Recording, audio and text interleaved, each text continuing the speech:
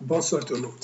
Dans cette vidéo, on va essayer de voir comment créer une calculatrice avec JavaScript. Donc, pour bien comprendre le concept, la différence entre JavaScript et React, je vais faire deux exemples. Une calculatrice avec JavaScript et un exemple de calculatrice avec React pour comprendre la différence entre les deux langages. Ok là? Donc là, c'est ma calculatrice avec JavaScript. Donc là, j'ai 15 plus 2, ça fait 17. 15 moins 2, ça fait 13. 15 fois 2, ça fait 30. Et 15 sur 2, ça fait 7,5. Si j'ai fait 15 divisé par 0, j'ai fait plus, ça fait 0. 15, 0, et la division possible par 0. Donc, comment on a fait ça? Donc, c'est simple. Primo, donc là, j'ai créé une page HTML dans laquelle j'ai utilisé, donc, j'ai affiché ma page forme, calculatrice, donc là, tapez A, tapez B, et là, chaque élément identifié, il a une ID, ID A, ID B, ok là, et là, l'ID ici pour le résultat, c'est ID result. Donc ici, donc ça, c'est l'affichage de mon formulaire. Puis, j'ai fait quoi? Donc, là, j'ai fait juste, on ne va pas voir ça, la fonction, body, j'ai importé là, j'ai fait un peu de bootstrap, ok.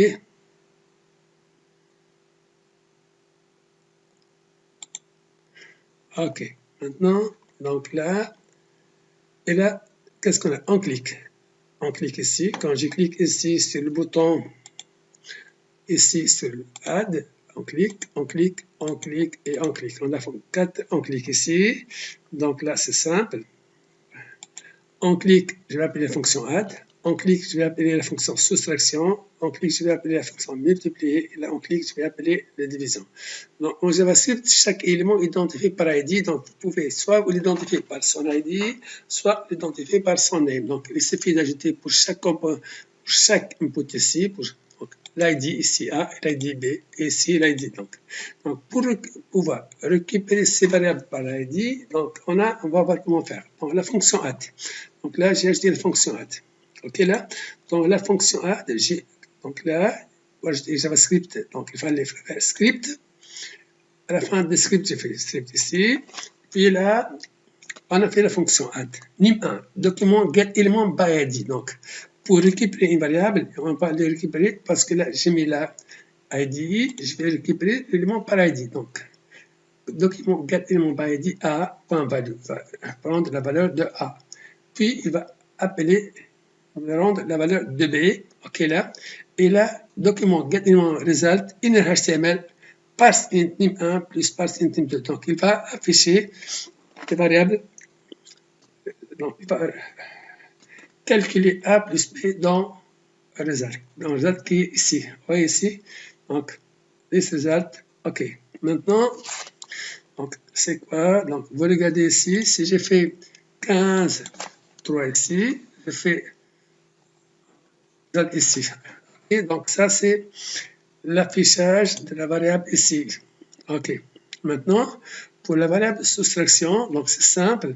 On va récupérer aussi les variables A et B et on va faire document getElement result in HTML pour c'est un affichage nim1 moins nim2. Donc là, pourquoi on a fait nim passe int nim1 plus passe int nim2? Parce que là, le plus, ça peut être, si sont de type caractère, ça va être une concaténation. Donc, qu'est-ce qu'on va, on va convertir nim1 en parse int, on va convertir nim2 en parse int, puis on va faire le plus. Donc, pour le moins, ça n'est pas la peine. Donc, il va faire la soustraction automatiquement. Même principe. Donc, là, on a une fonction mult ici. Donc, là, ici, la fonction mult, qu'est-ce qu'on a fait? On va récupérer les variables.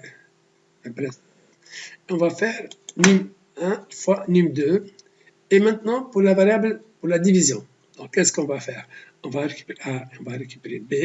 Si nim2 est différent de 0, on va faire la division. Sinon, la division est impossible par 0. OK, là? Donc, bien sûr, donc là, donc c'est simple. Donc là, vous voyez, c'est en JavaScript, c'est simple. pour récupérer une variable, pour la récupérer, get element by id, voilà, vous pouvez aussi, vous pouvez récupérer par name.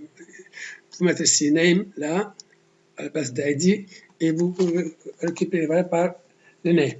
Mais de préférence, on récupère une variable par son id, c'est mieux. Ok, là, donc ici, donc là, donc, on a utilisé deux boutons, donc ça c'est simple. Comment on a fait ça?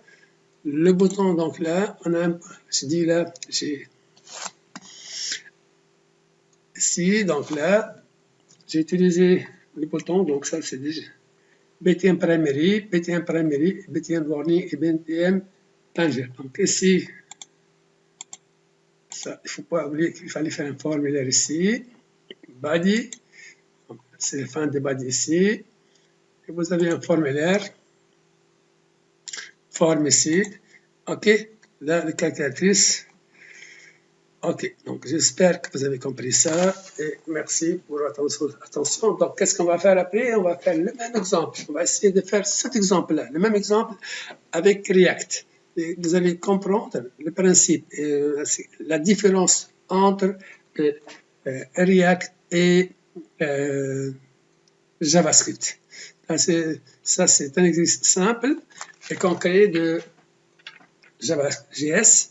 On va essayer de le faire en React. Merci pour votre attention et bonne soirée. Ok là? Donc là, juste, je vais faire